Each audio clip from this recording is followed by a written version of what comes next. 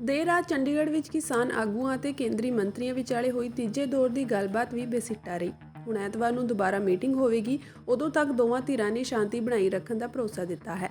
Meeting ਵਿੱਚ ਪੰਜਾਬ ਦੇ ਮੁੱਖ ਮੰਤਰੀ ਭਗਵੰਤ ਮਾਨ ਦੇ ਨਾਲ ਕੇਂਦਰੀ ਮੰਤਰੀ ਅਰਜੁਨ ਮੁੰਡਾ, ਪੀਯੂਸ਼ ਗੋਇਲ, ਨਿਤਿਆਨੰਦਨ ਰਾਏ ਵੀ ਮੌਜੂਦ ਸਨ। ਇਹ ਮੀਟਿੰਗ ਰਾਤ 8 ਵਜੇ ਤੋਂ ਦੇਰ ਰਾਤ ਕਰੀਬ 1:30 ਵਜੇ ਤੱਕ ਚੱਲੀ।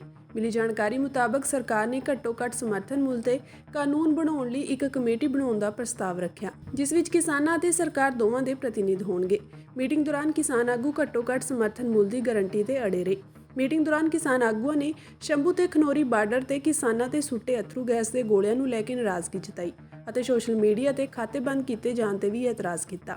ਆਗੂਆਂ ਨੇ ਮੀਟਿੰਗ ਵਿੱਚ ਕੇਂਦਰੀ ਵਜ਼ੀਰਾਂ ਨੂੰ ਕਿਸਾਨਾਂ ਤੇ ਹੋਏ ਜ਼ਬਰ ਦੀਆਂ ਕੁਝ ਤਸਵੀਰਾਂ ਵੀ ਦਿਖਾਈਆਂ। ਬਾਕੀ ਮੰਗਾਂ ਤੇ ਚਰਚਾ ਹੋਣ ਮਗਰੋਂ ਫਸਲਾਂ ਤੇ ਘੱਟੋ-ਘੱਟ ਸਮਰਥਨ ਮੁੱਲ ਤੇ ਕਾਨੂੰਨੀ ਗਾਰੰਟੀ ਤੇ ਸਮੁੱਚੀ ਮੀਟਿੰਗ ਫੋਕਸ ਹੋ ਗਈ।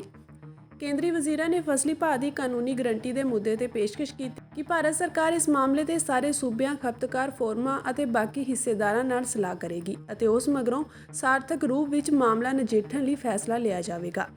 ਖਪਤਕਾਰਾਂ ਦੇ ਹਿੱਤਾਂ ਦੀ ਸੁਰੱਖਿਆ ਦਾ ਹਵਾਲਾ ਵੀ ਦਿੱਤਾ ਗਿਆ। ਕਿਸਾਨ ਆਗੂਆਂ ਨੇ ਇਸ ਨਾਲ ਅਸਹਿਮਤੀ ਜਤਾਉਂਦਿਆਂ ਕਿਹਾ ਕਿ ਉਹ ਵਚਨਬੱਧਤਾ ਚਾਹੁੰਦੇ ਹਨ ਕਿ ਫਸਲੀ ਭਾਅ ਤੇ ਗਾਰੰਟੀ ਦਾ ਕਾਨੂੰਨ ਕਦੋਂ ਅਤੇ ਕਿਸ ਸਮੇਂ ਤੱਕ ਬਣਾਇਆ ਜਾਵੇਗਾ। ਕਿਸਾਨ ਆਗੂਆਂ ਨੇ ਚੇਤਾਵਨੀ ਦਿੱਤੀ ਕਿ ਉਹ ਫਸਲੀ ਭਾਅ ਤੇ ਗਾਰੰਟੀ ਦਾ ਕਾਨੂੰਨ ਬਣਨ ਤੱਕ ਆਪਣਾ ਸੰਘਰਸ਼ ਜਾਰੀ ਰੱਖਣਗੇ, ਜਿਸ ਤੋਂ ਮੰਤਰੀ ਪੀਯੂਸ਼ ਗੋਇਲ ਨੇ ਸਖਤ ਲਹਿਜਾ ਦਿਖਾਇਆ।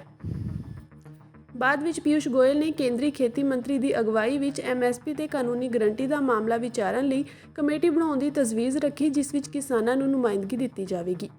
ਕਿਸਾਨ ਆਗੂ ਜਗਜੀਤ ਸਿੰਘ ਡੱਲੇਵਾਲ ਨੇ ਸਾਫ਼ ਆਖ ਦਿੱਤਾ ਕਿ ਉਹ ਕਿਸੇ ਵੀ ਕਮੇਟੀ ਦਾ ਮੈਂਬਰ ਬਣਨਾ ਪਸੰਦ ਨਹੀਂ ਕਰਨਗੇ। ਇਸ ਤੋਂ ਇਲਾਵਾ ਕੇਂਦਰੀ ਵਜ਼ੀਰਾਂ ਨੇ ਨਕਲੀ ਦਵਾਈਆਂ ਖਿਲਾਫ ਸਖਤੀ ਦੀ ਮੰਗ ਤੇ ਕਿਹਾ ਕਿ ਕੇਂਦਰ ਸਰਕਾਰ ਮੌਜੂਦਾ ਐਕਟ ਵਿੱਚ ਸੋਧ ਕਰਕੇ ਨਕਲੀ ਦਵਾਈਆਂ ਖਿਲਾਫ ਸਖਤ ਕਾਨੂੰਨ ਲੈ ਕੇ ਆਵੇਗੀ।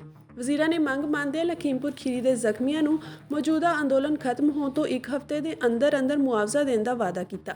ਕੇਂਦਰੀ ਵਜ਼ੀਰਾਂ ਨੇ ਭਾਜਪਾ ਸਰਕਾਰ ਦੇ 10 ਸਾਲ ਦੇ ਕਾਰਜਕਾਲ ਦੌਰਾਨ ਕਿਸਾਨ ਭਲਾਈ ਲਈ ਚੁੱਕੇ ਕਦਮਾਂ ਤੇ ਚਰਚਾ ਕੀਤੀ, ਪਰ ਕਿਸਾਨਾਂ ਨੇ ਕੋਈ ਤਵੱਜੋ ਨਾ ਦਿੱਤੀ।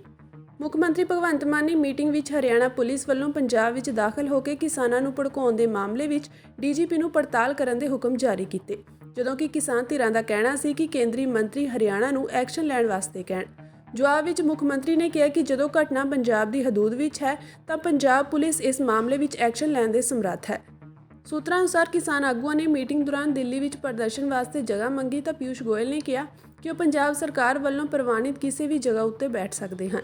ਮੁੱਖ ਮੰਤਰੀ ਭਗਵੰਤ ਮਾਨ ਸਹਿਮਤ ਹੋ ਗਏ ਕਿ ਉਹ ਜਗ੍ਹਾ ਦੇ ਦੇਣਗੇ, ਪਰੰਤੂ ਕਿਸਾਨ ਆਗੂਆਂ ਨੇ ਕਿਹਾ ਕਿ ਉਹ ਦਿੱਲੀ ਵਿੱਚ ਧਰਨੇ ਵਾਸਤੇ ਜਗ੍ਹਾ ਮੰਗ ਰਹੇ ਹਨ। ਆਗੂਆਂ ਨੇ ਵਜ਼ੀਰਾਂ ਤੋਂ ਮੰਗ ਕੀਤੀ ਕਿ ਬੈਰੀਕੇਡ ਹਟਾਏ ਜਾਣ ਅਤੇ ਦਿੱਲੀ ਵਿੱਚ ਉਹਨਾਂ ਸਮਾਂ ਬੈਠਣ ਲਈ ਜਗ੍ਹਾ ਦਿੱਤੀ ਜਾਵੇ ਜਦੋਂ ਤੱਕ ਫਸਲੀ ਭਾਅ ਦੀ ਗਾਰੰਟੀ ਦਾ ਕਾਨੂੰਨ ਨਹੀਂ ਬਣ ਜਾਂਦਾ।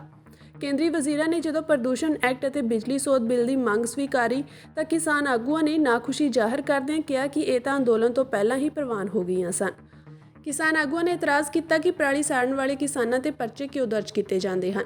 ਮੁੱਖ ਮੰਤਰੀ ਭਗਵੰਤ ਮਾਨ ਨੇ ਦਖਲ ਦਿੰਦਿਆਂ ਕਿਹਾ ਕਿ ਉਹਨਾਂ ਨੇ ਪ੍ਰਦੂਸ਼ਣ ਫੈਲਾਉਣ ਵਾਲੀ ਜੀਰਾ ਫੈਕਟਰੀ ਨੂੰ ਫੌਰੀ ਬੰਦ ਕੀਤਾ, ਜਦੋਂ ਕਿ ਕਿਸਾਨ ਆਗੂਆਂ ਨੇ ਖੁਦ ਬਠਿੰਡਾ ਜ਼ਿਲ੍ਹੇ ਵਿੱਚ ਇੱਕ ਅਧਿਕਾਰੀ ਤੋਂ ਪਰਾਲੀ ਨੂੰ ਅੱਗ ਲਗਵਾਈ।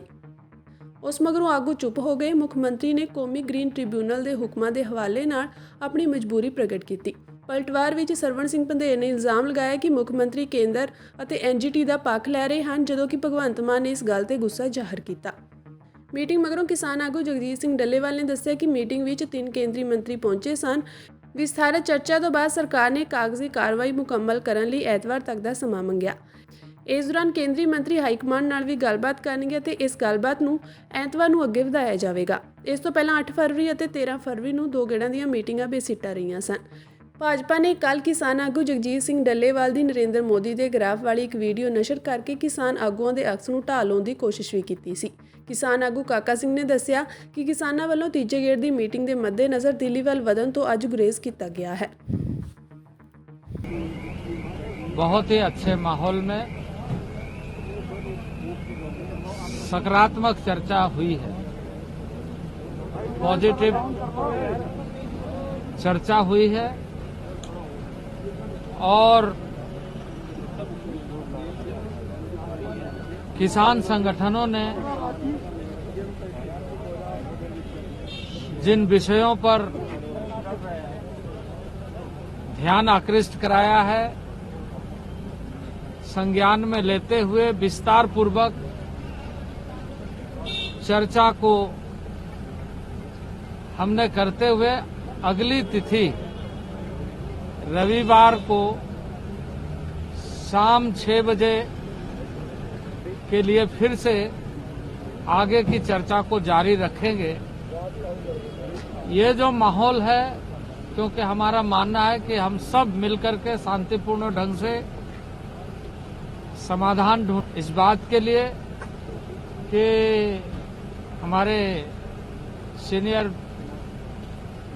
मिनिस्टर पीयूष जी और नित्यानंद जी के उपस्थिति में हुई है और मैं इसे बहुत सकारात्मक मानता हूं। ਸਾਡੇ ਆਗੂਆਂ ਦੇ ਟਵਿੱਟਰ ਅਕਾਊਂਟ ਉਡਾਤੇ, ਸਾਡੇ ਫੇਸਬੁੱਕ ਦੇ ਪੇਜ ਉਡਾਤੇ, ਸਾਡੀਆਂ ਫੇਸਬੁੱਕਾਂ ਹੀ ਬੰਦ ਕਰਤੀਆਂ। ਉਹ ਸਾਰੇ ਤੇ ਗੱਲਬਾਤ ਹੋਈ ਹੈ।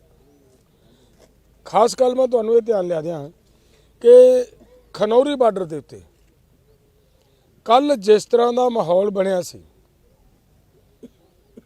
ਇੱਕ ਇੰਪਲਾਈ ਫੜਿਆ ਸਾਡੇ ਕਿਸਾਨਾਂ ਨੇ ਔਰ ਸਾਡੇ ਅੰਦੋਲਨਕਾਰੀ ਨੌਜਵਾਨਾਂ ਨੂੰ ਪ੍ਰਵੋਕ ਕਰਦਾ, ਉਹ ਫੜ ਕੇ ਪ੍ਰਸ਼ਾਸਨ ਨੂੰ ਫੜਾਇਆ, ਉਹਦੇ ਸਬੂਤ ਦਿੱਤੇ ਨੇ ਅੱਜ। ਤਾਂ ਉੱਥੇ ਵਿਸ਼ਵਾਸ ਦਿਵਾਇਆ ਸਰਕਾਰ ਨੇ ਕਿ ਇਹਦੇ ਖਿਲਾਫ ਵੀ ਕਾਰਵਾਈ ਕਰਾਂਗੇ ਅਸੀਂ, ਬਣਦੀ ਕਾਨੂੰਨੀ ਕਾਰਵਾਈ। ਔਰ ਨਾਲ ਦੀ ਨਾਲ ਜਿਹੜੇ ਤੁਹਾਡੇ ਆਹ ਪੇਜ ਵਗੈਰਾ ਬੰਦ ਹੋਏ ਨੇ, ਇਹ ਵੀ ਅੱਜ ਖੁਲਵਾ ਦਿਆਂਗੇ। ਵਿਸਥਾਰਕ ਚਰਚਾ ਮੰਗਦਾ ਸੀ, ਜਿਹਦੇ ਤੇ ਅੱਜ ਪੋਜ਼ਿਟਿਵ ਹੋਈ ਹੈ। ਉਹਨਾਂ ਵੱਲੋਂ ਇਹ ਗੱਲ ਸਾਹਮਣੇ ਆਈ ਹੈ ਕਿ ਅਸੀਂ ਆਪਣੀ ਸਰਕਾਰ 'ਚ ਜਾ ਕੇ ਦੁਬਾਰਾ ਚਰਚਾ ਕਰਾਂਗੇ।